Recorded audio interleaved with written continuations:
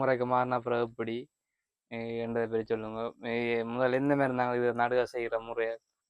பொழுத்தின் பிடிக்கிறதுனா 2 பேப்பு போடுறவ. ஆ நாங்கள் ஒரு பேப் 30 கிலோ ஓட்டினேன் திரும்ப ஆ இடவட்டி போட்டு. அது என்ன வரும்? இந்த கிழங்கு வந்து இப்போ விளைச்ச கட்டத்தை அடைஞ்சிட்டுன்றதை என்ன மாதிரி கண்டுபிடிக்கிறது? வந்து சம்ர முறைப்படி அறுவடை செய்ய போயிடும்.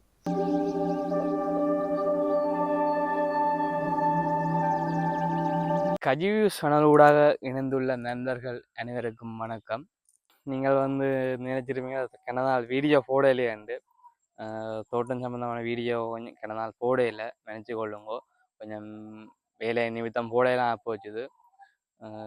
இன்றைக்கு வந்து பார்த்தீங்கன்னா உருளைக்கிழங்கு விவசாயம் எப்படி செய்கிறதுன்றதை பற்றின வீடியோ தான் இன்றைக்கு வந்து இந்த வீடியோவில் வரப்போகுது.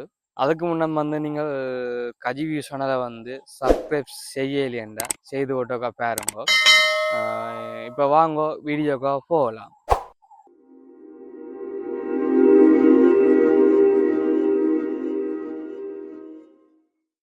இன்றைக்கு வந்து பார்த்தீங்கன்னா நாங்கள் வந்து நிற்கிறது வந்து இலங்கைன்ற யாழ்ப்பாணத்தில் அச்சலுவன்ற ஒரு கிராமம். இந்த கிராமத்தை பொறுத்தவரையில் பார்த்தீங்கன்னா இந்த கிராமம் வந்து செம்மண்ணால் நிறைஞ்ச கிராமம். விவசாயத்துக்கண்டே தனியாக வந்து உருவாக்கப்பட்ட கிராமம் என்று சொல்லலாம். அப்படிப்பட்ட இந்த கிராமத்தில் வந்து உருளைக்கிழங்கு வந்து விவசாயம் செஞ்சிருக்கேன். அது எப்படி விளைஞ்சிருக்கு, இந்த விவசாயம் எப்படி செய்கிறதுன்ற பற்றின வீடியோ தான் இன்றைக்கு முழுமையாக பார்க்க போகிறோம். இதை வந்து அந்த விவசாயம் மூலமாக கேட்டறிஞ்சு என்ன மாதிரி அந்த உருளைக்கிழங்கு விவசாயம் இருக்குமென்றதை தான் பார்க்க போகிறோம். இவர் தான் அந்த விவசாயி. இவர்கிட்ட வந்து நாங்கள் இது சம்பந்தமான விஷயத்த வந்து கேட்டு அறிஞ்சு கொள்ளுவோம். உங்களோட பேர் சொல்லுங்க. சபாரட்னம் வச்சுதான். நீங்கள் எவ்வளோ காலமாக விவசாயம் செய்கிறீங்க? 25 வருஷம். உங்களுக்கு இப்போ எத்தனை வயசு? 45 வயசு. 25 வருஷமாக செய்கிறீங்க. ரெண்டா கொஞ்சம் கூடுதல் அனுபவம் இருக்கும் உங்களுக்கு. உருளைக்கிழங்கு விவசாயத்தை பற்றி கொஞ்சம் சொல்லுங்க. உருளைக்கிழங்கு இந்த பழைய முறையோ புது முறையோ? பழைய முறை எப்படி, புது முறைக்கு மாறின அப்புறம் எப்படி என்றதை பற்றி சொல்லுங்க. முதல்ல எந்த மாதிரி நாங்கள் இது நடுக செய்கிற முறையை அதில் பற்றி சொல்லுங்க. அதன் பழைய முறைன்னு சொன்னா இது புது முறை. புது முறையில இது பொழுதின் பிடிக்காம கிடக்கு.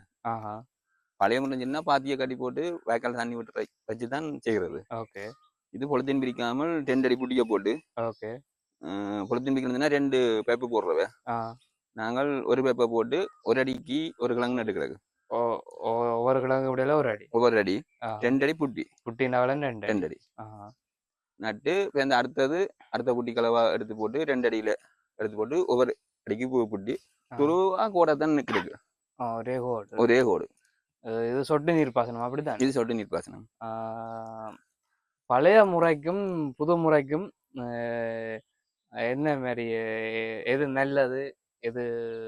இது ரப்புகள் மற்றது வெங்கண்ட இதெல்லாம் சிவம் அது ரைக்கணும். இனி தண்ணி அதனா சேறு கூடினாலும் அகப்பாகும். இது அந்த பிரச்சனை இல்லை. எங்களுக்கு தேவையான நேரத்துல தண்ணியை விடலாம். அல்லாடி தச்சியம் இப்ப நான் இப்ப இந்த முறை செய்து இருக்குது. அங்க திறந்து விட்டு அந்த கோட்டிக்கே தண்ணி வரும். ஒரு ஆட்சியில இருந்து தண்ணி காணான்னு சொல்லிச்சுன்னா இந்த கோட்டிக்கே திறந்து விட்டு அங்க இருந்து இங்க தண்ணி வரும். தண்ணி வந்து அதுவும் குளிர்மையா இருக்கும். அப்ப பழைய முறைப்படிக்கும் சேமாகும். இது புது முறைக்கும் மேல குட்டியில வெள்ளை பேப்பு ஓடுது. மேல குட்டிக்கு ஊராட்டி மேல தண்ணியை விடலாம். பழைய முறையை விட புது முறை வந்து வேலை சுகம்னு சொல்றீங்க. சுகம். இதுக்கு வந்து பழைய முறையில் ஒப்படைக்க இதுக்கு வந்து ஊதிய செலவு, அதாவது லேபர் காஸ்ட் வந்து இந்த மாதிரி இருக்கும். இதுக்கு சாப்பாடு குடியெல்லாம் சேர்த்து பார்த்தா 20,000 ரூபாய் முடியும். நடுக குட்டி கட்டி 1000 கண்டு. 1000 கண்டு எத்தனை பிறப்பு? 4 பிறப்பு வராது. ஒரு 3.25 அப்படி தான் வரும். நாங்க 4 பிறப்புன்ற ஒரு இதா போச்சு. அப்படியே 4 பிறப்பு சொல்லி கொண்டிருக்கிறோம். 20,000 ரூபாய் முடியும் அவன் சாப்பாடு குடி எல்லாத்தையும் சேர்த்து. குட்டி கட்டி கிழங்கு நடுறதுக்கு. அந்த பேப்பர் போடுறது கூலி இல்லை. அது நாங்கள் தான் பேருந்து போட்டது. அதை நீங்கள் அதுக்கு எடுக்கக்கூடாது. அது புறம்பு. அதுக்கு பிறகு பேருந்து என்ன செலவு இருக்கு? பேருந்து விட்டு பிடுங்கணும். பிறகு திரும்ப இட வெட்டணும். இந்த பேப்பர் எல்லாம் எடுத்து இட வெட்டணும். இட வெட்டுறா திருப்பி மண் நினைக்கிறேன். அப்படிதான். இந்த இதுக்கு மண் கொடுத்து பேருந்து இட வெட்டணும். அப்ப மண் நினைக்கிறது என்னதுக்காண்டி? இந்த கிழங்குன்ற வெயில் பட்டு கிழங்கு சிலது வெயில் பட்டு பச்சை அந்த பச்சை அடிக்கிற மாதிரி இருக்கும். அங்க அந்த கிடையாது கண்டிருப்பீங்க நினைக்கிறேன். அந்த சிக்கலுக்காண்டி இட திரும்ப வெட்டுறது. ஆஹா. இட வெட்டுறதுக்கும் 10,000 ரூபா வேணும் பிறகு ஆ கூலி.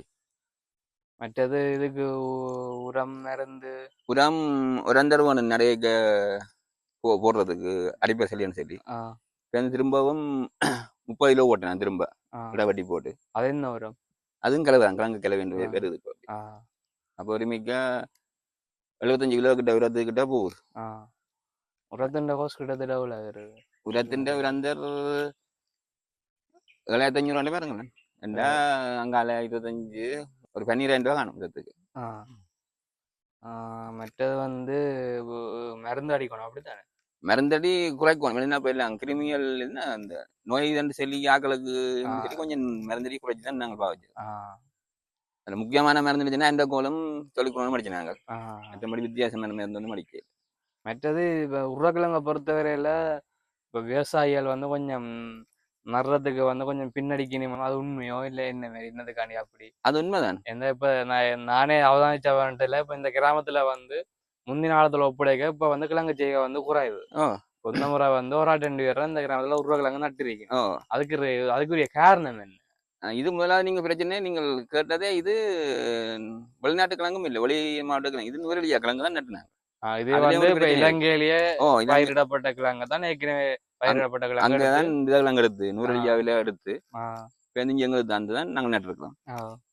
அதே நேரத்துல அங்கத்த கிழங்கு செஞ்சுன்னா 30,000 ரூபாய் கிட்ட முடியும்.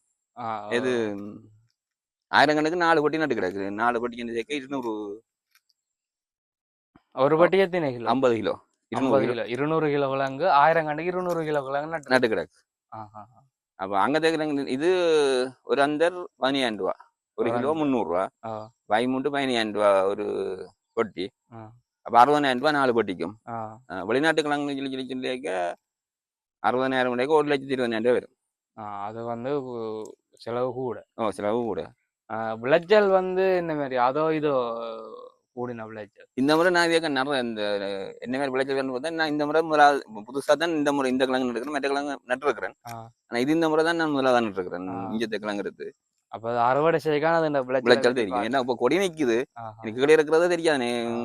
சின்ன இருக்கோ பெருசா இருக்கோ பிடிச்சிருக்கோ பிடிக்கலன்றது அதை பற்றி தெரியல.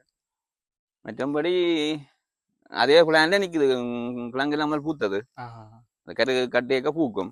அந்த பூவெல்லாம் அதே மாதிரி அங்கத்த வெளிநாட்டு கிழங்குக்கு வந்த மாதிரி இந்த கிழங்கு இல்ல பூ எல்லாம் வந்தது. இப்போ கிட்டத்தட்ட இன்றைக்கு 63 நாள் இந்த கிழங்கு நட்டு 60 நாள்ல கிண்டோன்னு நான் என்ன 70 நாள்ல விட கொண்டு போடுறது விட்டு கிடக்குது. என்ன 70 நாளைக்கு விடுறதுக்காண்டி விட்டு கிடக்கு. 63 நாள் சரியா.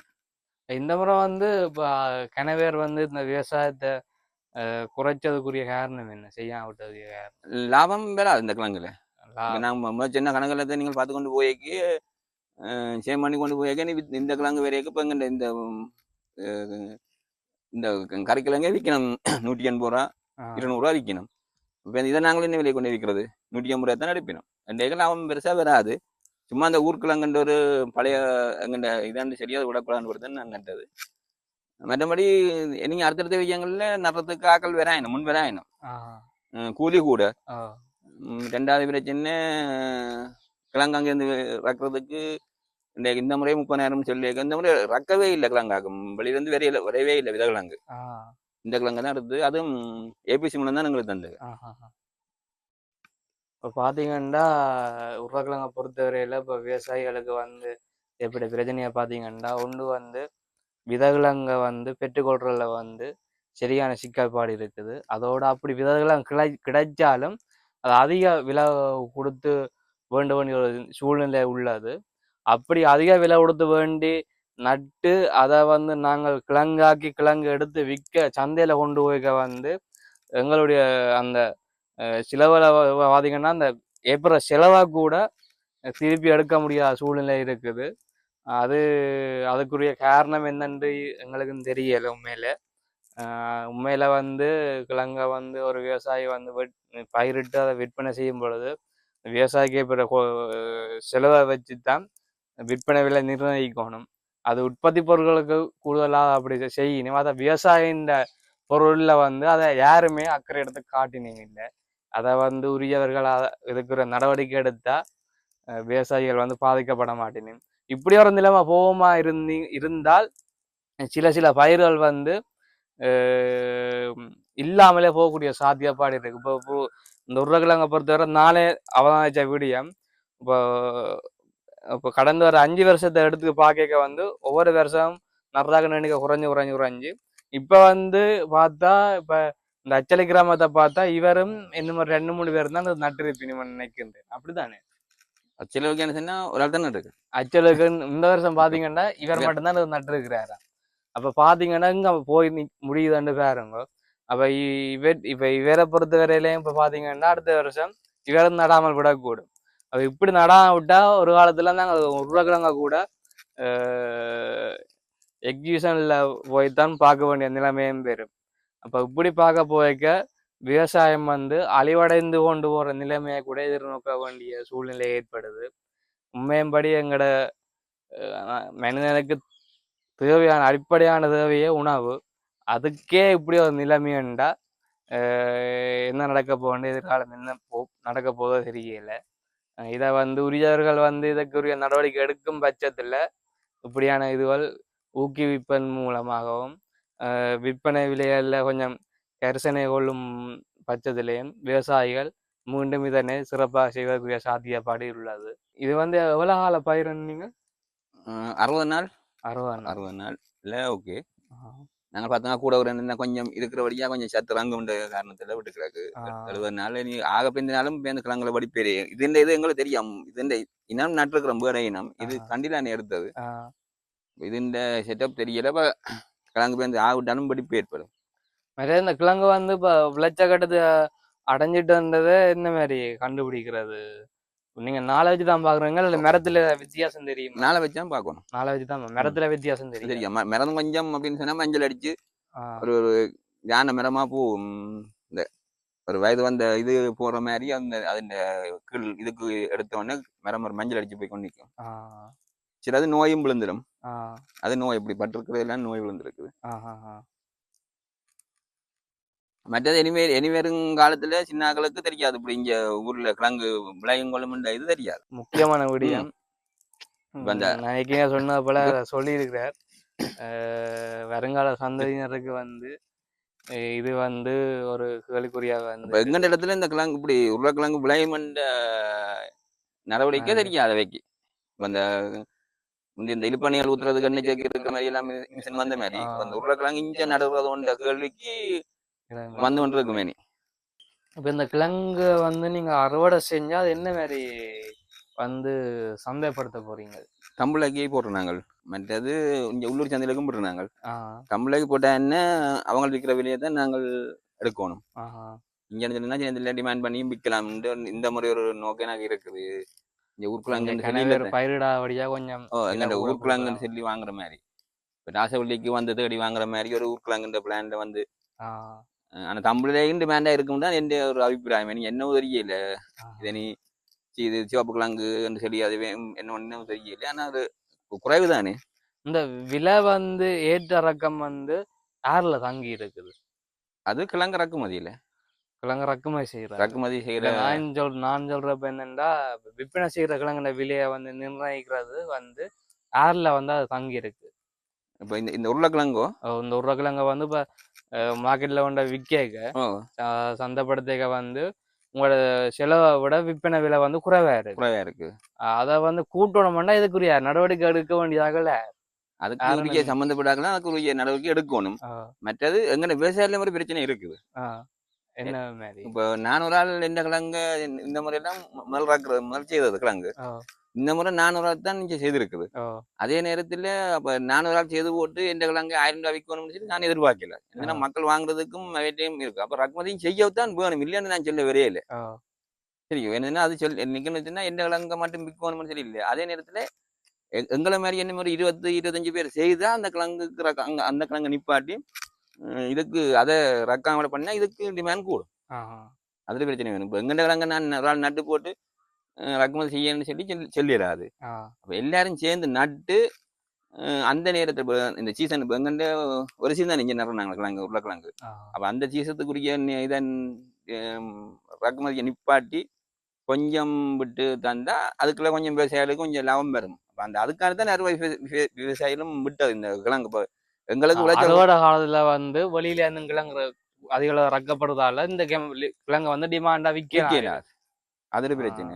அப்ப அதுக்கு நாங்க முந்தின காலங்கள்லயும் இது ஒரு பிரச்சனை நடக்கிறது தான். அதுக்கு காரணம் என்ன சொல்லிச்சுன்னா, இப்ப நாங்கள் ஒரு ஆள் செய்து போட்டு ரக்குமதி நிப்பாட்டி சொல்லிடாது. அதே நேரத்துல ரக்குமதி செய்யணும் கனவே செய்யும் டக்குனு ரக்குமதியை செய்து விடுறது. அப்ப எங்கண்ட கிழங்கு டிமாண்ட் போடும், அவன் கிழங்கும் அந்த விலையிலேயே நிற்கும். இது விஷயம் விளங்கினா ஒரு கிழங்கு வாங்கணும்னு வாங்கினோம். ஆனா ஒரு பெருந்தொகைக்காரர் வாங்கி சொல்லி அது வேணாம் இந்த கிழங்கு வாங்கினப்ப எங்கண்ட கிழங்கு அவன் விலையெல்லாம் நிற்கும். இந்த இப்ப எல்லாம் 180 சொன்னா போன முறையே 150 ரூபா வித்தா அந்த கிழங்கு நட்டம். போன முறை தான் 150, 160, 120 வித்ததே இது. இப்ப இந்த 1000 கண்டு தரைக்கு வந்து இப்ப எத்தனை கிலோ கிழங்கு வந்து நட்டுக்கிறீங்க? 200 கிலோ நட்டுக்கிறேன். 200 கிலோ. இது வந்து சரியான முறையில விளையமா இருந்தா எத்தனை கிலோ எடுக்கலாம் நாங்கள் இதுல? சரியான முறையில விளையம்னா ஒரு பொட்டிக்கு 15 சாக்கு விளைஞ்ச கிழங்கும் இருக்குது. இந்த கிழங்கு இல்ல சசிகிழங்குன்னு சொல்லி ஒரு கிழங்கு வந்தது. 15 சாக்கு விளைஞ்ச ஆளும் இருக்கு. 15 சாக்குன்னு சொல்லி 50 கிலோ அப்படி பாருங்க. ஒரு சாக்கு 50 கிலோ நிற்கும். 50 கிலோ நிற்கும். 15 சாக்குன்னு சொல்லியிருக்க 500 750 கிலோ வருது.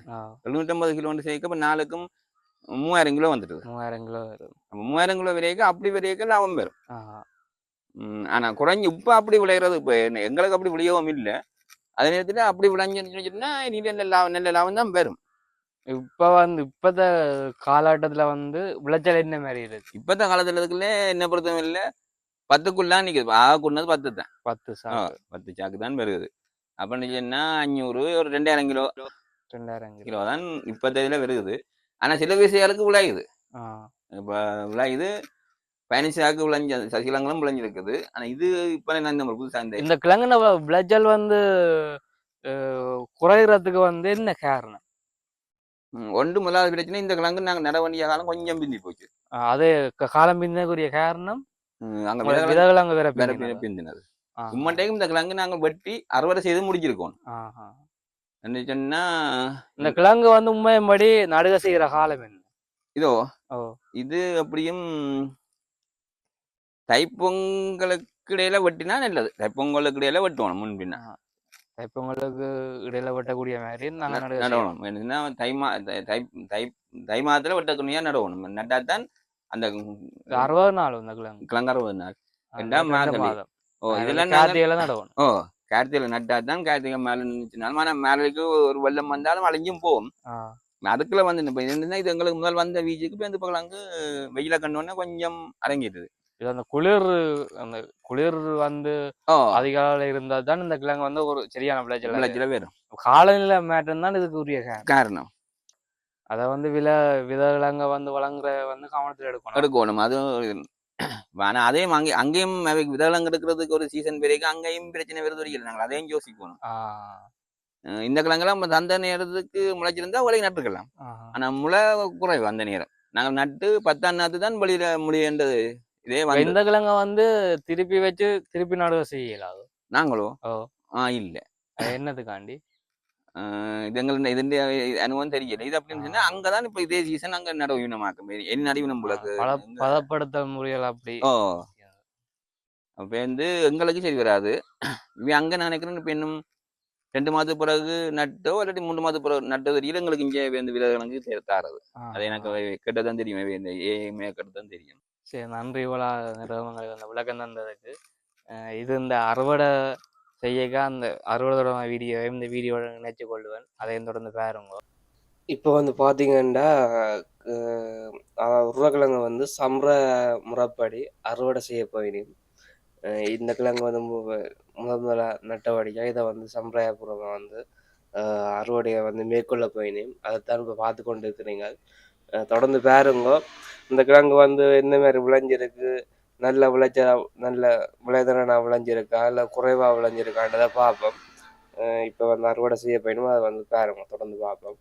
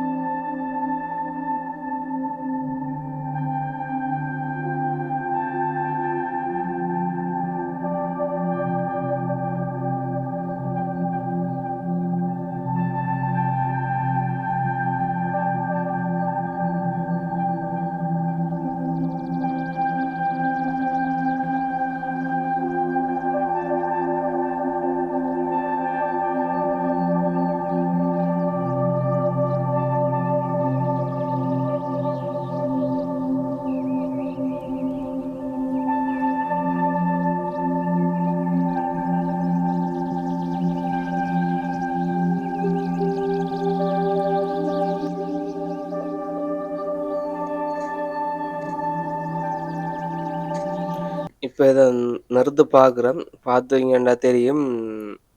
சரியா 935 கிராம் நிற்குது. அதாவது 1 கிலோவை விட குறைய நிற்குது. நம்ம எப்படி இந்த கிழங்கு வந்து சரியா விளையமா இருந்தா ஒரு ஒரு ஒரு கிலோ 300 கிராம் கூட நிற்கணும். ஆனால் இப்போ பார்த்தீங்கன்னா இது கொஞ்சம் விளைச்சல் கொஞ்சம் குறைஞ்சிருக்கு.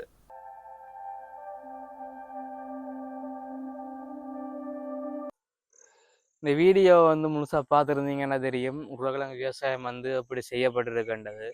இது வந்து ஒரு நவீன முறையில் செய்யப்பட்ட ஒரு விவசாயம் உருளைக்கிழங்கு பயிற்சிகை. இப்போ வந்து கூடுதலாக பார்த்தீங்கன்னா பழைய முறையெல்லாம் மேரேவி இப்போ கூடுதலாக நவீன முறையில் வருது.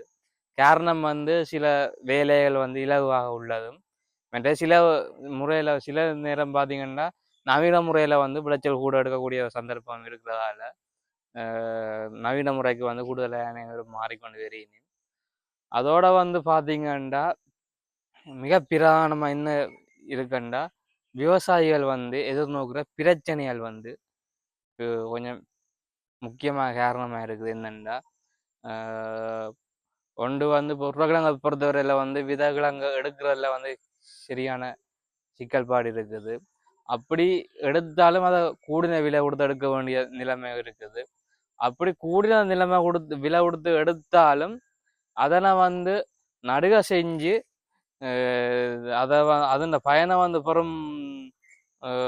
பெரும் பொழுது பார்த்தீங்கன்னா அந்த விளைச்சல் வந்து காணாமல் உள்ளது. காரணம் என்னென்னா உரிய நேரத்தில் வந்து அவர்களுக்கு விதைகள் அங்கு கிடைக்காமையினால் காலம் பிந்தி பயிர் செய்யப்படுவதால் வந்து அதுக்குரிய சரியான விளைச்சலை வந்து பெற்றுக்கொள்ள முடியாமல் இருக்குது. ஏனென்னா உருளைக்கிழங்கை பொறுத்தவரையில் பார்த்தா குளிரான காலநிலைக்கு தான் அது வந்து கூடுதலான விளைச்சலை தரக்கூடியது. அப்போ இவர்கள் வந்து விதைகளை பிந்தி கொடுக்கும் பட்சத்தில் வந்து விவசாயி வந்து இப்போ பார்த்தீங்கன்னா காத்தியில நட வேண்டியதை வந்து மேர்கழி அப்படி நட்டால் தையில விட்ட வேண்டிய கிழங்கு வந்து மாசி பங்குனிக்கு வந்துடும். இப்போ மாசி பங்குனிக்கு பிறகு அப்படி விலைக்கு பார்த்தீங்கன்னா இங்கே வந்து வெப்பமான காலநிலை வந்து கூட நிலவு. அப்படியே நேரம் வந்து அந்த கிழங்குண்ட விளைச்சல் வந்து பாதிக்கப்படுது. அது மட்டுமல்ல இந்த கிழங்கை வந்து விவசாயி அறுவடை செஞ்சு சந்தையில் கொண்ட விற்கும் பட்சத்தில் விலை வந்து ஒரு பெரிய ஒரு தாக்கத்தை கொடுக்குது. காரணம் என்னன்னு சொன்னால் அவர் வந்து செலவழிக்கிறதுக்குரிய செலவை ஈடு செய்யறதுக்குரிய விலை வந்து சந்தையில் வந்து நிலவுதில்லை. காரணம் வந்து இப்போ இப்படியா சந்தை குறைஞ்சு கொண்டு போடுறதால வந்து வெளியில இருந்து பற்றாக்குறை கிழங்கு இறக்கப்படுவதுனா அந்த கிழங்கு வந்து குறைந்த விலை விற்கப்படுவதால வந்து இந்த கிழங்கும் வந்து விலை அதிகமாக விற்க முடியாத சூழ்நிலை இருக்குது. அப்போ இதை வந்து சம்மந்தப்பட்ட அதிகாரிகள் வந்து கவனத்தில் கொள்ளணும்ன்றது ஒரு கருத்து. அதோட விவசாயிகளும் வந்து இதனை வந்து சம்மந்தப்பட்ட அதிகாரிகளுடன் கதைத்து இந்த இப்படி அருகி போகிற இந்த பயிற்சிகளை வந்து மீளமும் சிறப்பாக செஞ்சால் இன்னும் நல்லா இருக்கும் என்று எனது கருத்தும் இருக்குது. ஓகே நண்பர்களே, இவ்வளோ தான் இந்த வீடியோ வந்து பிடித்திருந்தால் கஜிவி சேனலை வந்து சப்ஸ்கிரைப் செய்து கொள்ளுங்க. அதோட வந்து லைக் பண்ணுங்க. மற்றது இது சம்பந்தமான ஏதாவது உங்களுடைய கருத்துகளும் இருந்தால் அதை வந்து கீழே இருக்கிற கமெண்ட்ஸில் வந்து சொல்லுங்க. நீங்கள் போடுற ஒவ்வொரு கமெண்ட்ஸும் வந்து மேன்மேலும் ஒவ்வொரு செயற்பாடுகளுக்கு வந்து நன்மை பயக்கும். ஓகே நண்பர்களே, பாய்.